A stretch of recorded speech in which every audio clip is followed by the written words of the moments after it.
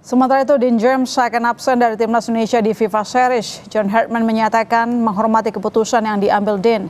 Ia juga memastikan tidak akan memanggil pemain lain untuk menggantikan Dean James. Dean's a fantastic player, a big part of our family, big part of our squad, and will be in the future.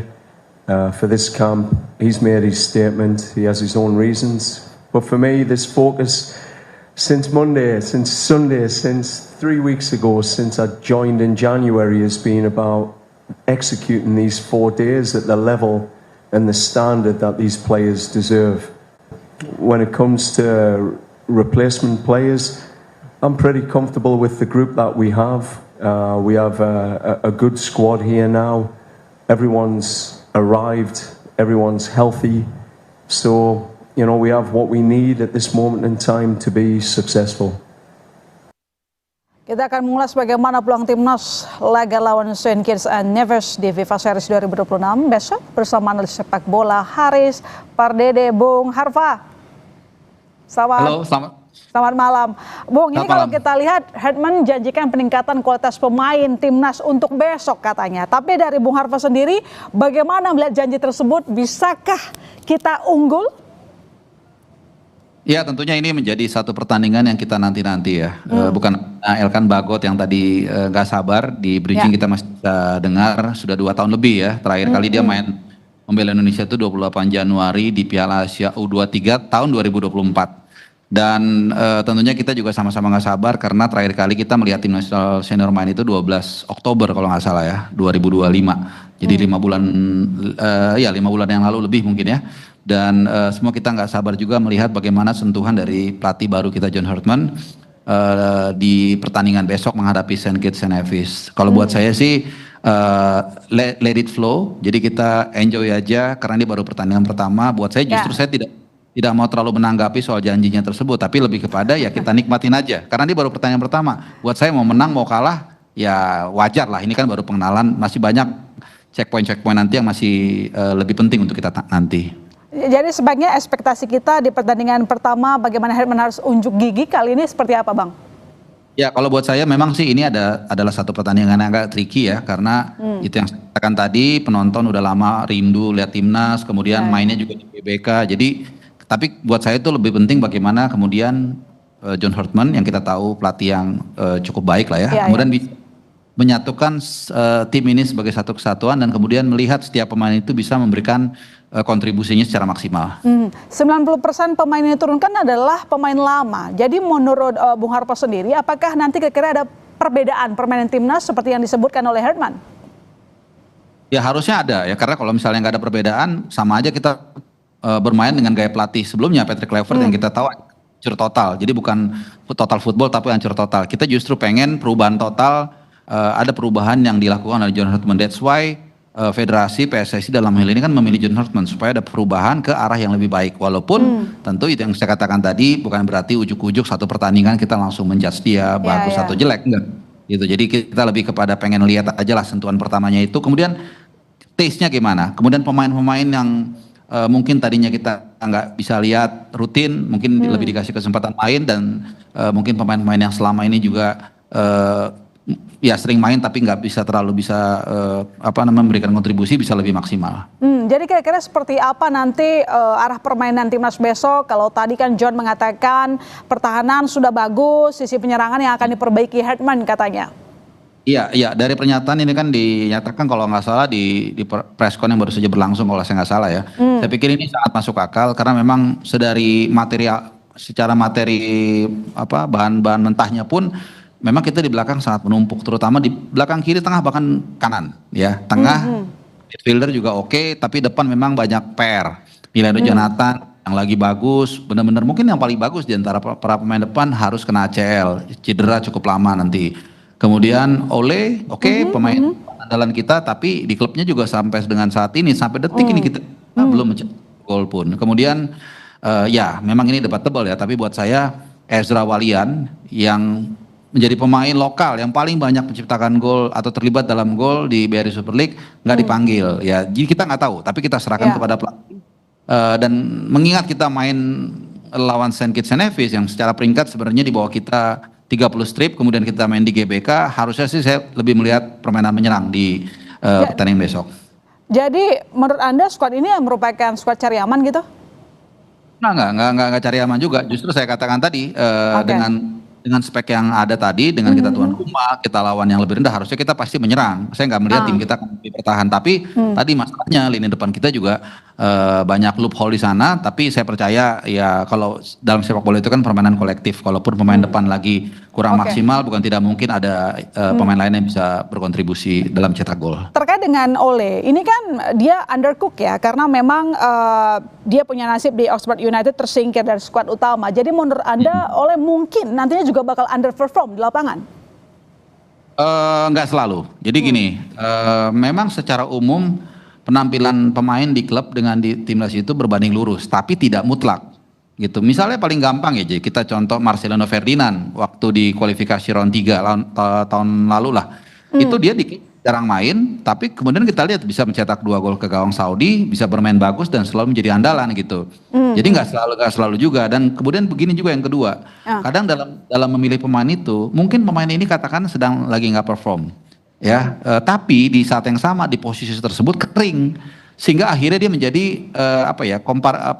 relatif. Jadi sama dengan bek kiri misalnya Mbak Ilona. Jadi banyak pemain ini bagus-bagus pemainnya, tapi ketika banyak pemain bagus juga ya agak susah untuk memilih memilih dia menjadi pemain utama. Jadi saat ini ya Ole adalah pilihan terbaik kita, meskipun di klub dia belum mencetak gol sama sekali. Herman sempat mengatakan pernah menghadapi Cats gitu. Jadi disampaikan juga saat itu menangnya saat lawan Kanada cuma menang 1-0. Jadi apakah dia bisa membawa kemenangan yang sama terhadap Indonesia, membawa timnya sebagai unjuk gigi ya, membuktikan CV-nya mentereng itu? Ya, saya masih ingat ya dia mengatakan hal seperti itu, tapi seingat saya itu terjadi udah cukup lama, tahun 2019 kalau saya nggak salah. Ya, dan itu kan udah nggak relevan lagi dengan sekarang. Ya, mungkin ada 1-2 lah pemain yang masih sisa. Kalaupun mungkin masih lebih dari itu, gaya bermainnya mungkin sudah berbeda. Dan yang lebih penting adalah tim yang dibawa sekarang berbeda. Saat itu Kanada. Kanada ya kita tahu levelnya udah Piala Dunia, sementara kita kan belum gitu. Jadi itu lebih kepada romantisme saja, tapi secara empirisme itu bukan menjadi ukuran. Tapi kan buktinya dia bisa mengalahkan Kanada yang sebenarnya peringkatnya lebih tinggi saat itu. Mengalahkan Saint Kitts. Iya, artinya betul dia bisa mengalahkan Saint Kitts, tapi kan peristiwanya sudah berlalu 7 tahun lalu. Kemudian gunnya atau senjatanya kan juga berbeda. Yang dia bawa itu Kanada, tim-tim yang lolos Piala Dunia, sementara kita. Beda, walaupun tentu saya tetap optimis, artinya kita akan bermain lebih agresif. Kita punya peluang untuk menang, walaupun jangan anggap remeh juga gitu, karena Saint Kitts dan Nevis ini memang urutannya 150, tapi mereka biasa bermain di CONCACAF, biasa ketemu Kanada, biasa ketemu Meksiko, biasa ketemu US, biasa ketemu Costa Rica. Mereka udah biasa bertemu saban 4 tahun sekali kualifikasi Piala Dunia dengan tim-tim yang langganan Piala. Jadi cukup berat ya untuk Indonesia buat Anda. Jadi kira-kira siapa yang bisa jadi jenderal lapangan tengah kalau misalnya Tom Haye nggak ada, absen dia? Ya, kalau di lapangan tengah ini kan memang jadi isu ya, kehilangan Tom Haye, chip dari permainan Indonesia. Tadinya sebenarnya saya berharap kakak Ricky Kambuaya. Umpan agresifnya, umpan progresifnya sangat luar biasa. Cuman karena dia nggak bisa main, maka ada beberapa alternatif. Salah duanya adalah Calvin Verdong dan juga bisa Nathan Choaon. Jadi tergantung karena dua pemain ini punya posisi versatile yang sama. Bisa bermain sebagai left back, bisa juga bermain sebagai DM. Dan khusus untuk Verdong, kalau kita ingat di kualifikasi Piala Dunia round 4 kemarin, waktu menghadapi Irak, dia kan dimainin Kluivert sebagai DM dan cukup bagus. Jadi saya rasa Verdong bisa menggantikan peran Tom Haye di lini tengah. Ya, jadi kira-kira di belakang pakai 4 back atau 3 back, Bung? 3 back ya, karena tim nasional kita kan sudah terbiasa dengan pakai 3 back dan John Hartman sendiri bukan orang yang kaku. Jadi bisa aja dia pikir, oh ini 3 back udah jalan, ya udah gue pakai 3 back, saya pakai 3 back aja deh. Dan kita tahu salah 1 atau salah 2, salah 3 nama yang hampir pasti di sana ya Jay Itses, mungkin Justin Hubner atau Rizky Ridho atau Kevin Dix yang punya potensi kuat untuk mengisi menjaga gerbang dari pertahanan Garuda. Apakah nanti Elkan kira-kira akan menjadi salah satu daftar pemain dari 11 yang menjadi starter?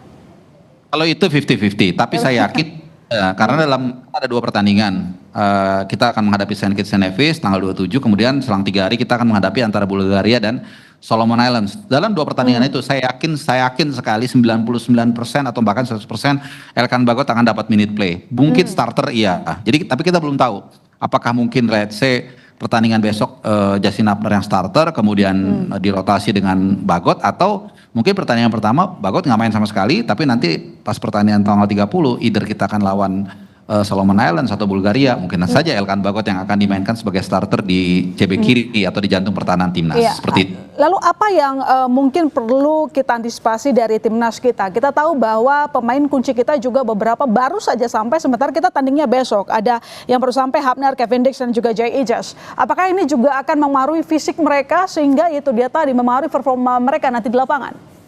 Ya pasti ya, karena rumusnya begini, saya berapa kali juga ngobrol dengan asisten pelatih timnas dalam beberapa era, perjalanan situasi kita sekarang ini berbeda dengan dulu. Kalau dulu tuh, let's say sebelum ada pemain naturalisasi atau diaspora itu, pemain rata-rata dari liga yang sama, dari liga kita, Liga Indonesia. Jadi tidak ada isu soal mobilisasi, perjalanan panjang dan lain-lain. Sekarang kan ada yang dari Thailand, ada yang dari Eropa, dulu bahkan ada dari Amerika Serikat. Sehingga perjalanan ini menjadi satu isu. Yang kedua, bahkan kita tahu isu Timur Tengah juga lagi memanas, sehingga kadang-kadang perjalanan mereka ketahan. Terakhir Hapner katanya ketahan.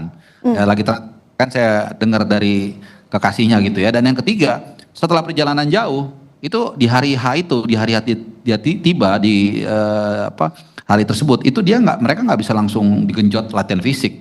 Mereka recovery dulu sekali, istirahat, mungkin ya lari-lari sedikit, baru besok dia ikut latihan fisik. Jadi keadaan ini tidak ideal memang, tidak sempurna, tapi it's okay. Karena kita masih punya pemain kedalaman skuad yang cukup bagus, terutama di lini belakang. Jadi secara kesiapan Saint Kitts lebih mumpuni menurut Anda? Dua-duanya sih mumpuni ya, nggak ada masalah. Masing-masing punya kelebihan dan keunggulan. Kalaupun Saint Kitts and Nevis lebih dulu sampai di sini secara full, karena mereka memang banyakkan bermain di liga yang sama, tapi kan kedalaman skuad kita juga cukup bagus. Kemudian kita main di hadap dukung kita sendiri. Jadi saya pikir ya ini pertandingan yang sangat seru, meskipun saya yakin Indonesia punya peluang yang cukup baik lah. Oke, tebak-tebak formasi, kira-kira gimana susunannya, kemudian skornya gimana Bung? Oke, udah ya, nomor 1 yang paling nggak mungkin udah aklamasi itu Jay Ijaz lah, udah pasti itu ya. Kecuali dia mudah-mudahan dia nggak cedera dan nggak ada apa-apa. 3 back, CB tengah Jay Ijaz, CB kiri Justin Upner, nanti mungkin dirotasi dengan Elkan Bagot, kemudian CB kanan Rizky Ridho.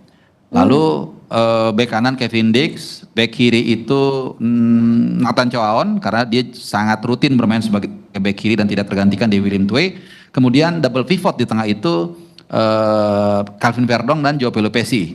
Ya kan, itu 3, 4. Nah 3 di depan ini target man sudah pasti ya oleh Romney sebagai target man. Kemudian di kanan itu saya pengennya sih antara Jacob Seri atau Eleanor Renders. Kemudian di kiri mungkin Ragnar. Seperti itu kira-kira. Kalau untuk skor mungkin 2-1 lah buat timnas kita. Ya. Tapi penjaga gawangnya belum tuh Bung. Siapa kira-kira? Siapa? Penjaga gawang. Oh, penjaga gawang. Ini kayaknya cap cip cup ya antara atau Martin Paes. Tapi rasanya sih kayaknya lebih bukan favor ya, tapi kayaknya lebih untuk sementara waktu Emil Laudero ya, karena di Italia dia menjadi penjaga gawang yang paling banyak save, walaupun gawangnya banyak kebobolan juga, timnya juga kurang bagus memang, tapi dia secara individu cukup bagus dan dia punya kelebihan dalam membilap serangan. Jadi tapi mungkin saat pertandingan kedua nanti dirotasi gantian Martin Paes, dan bukan tidak mungkin ketika main pun di tengah-tengah mereka dirotasi dengan Nardeo ataupun Cahya Supriyadi. Ya, kita tunggu performa timnas besok, semoga hasilnya baik. Terima kasih Bung Harfa telah bergabung di Sapa Indonesia Malam.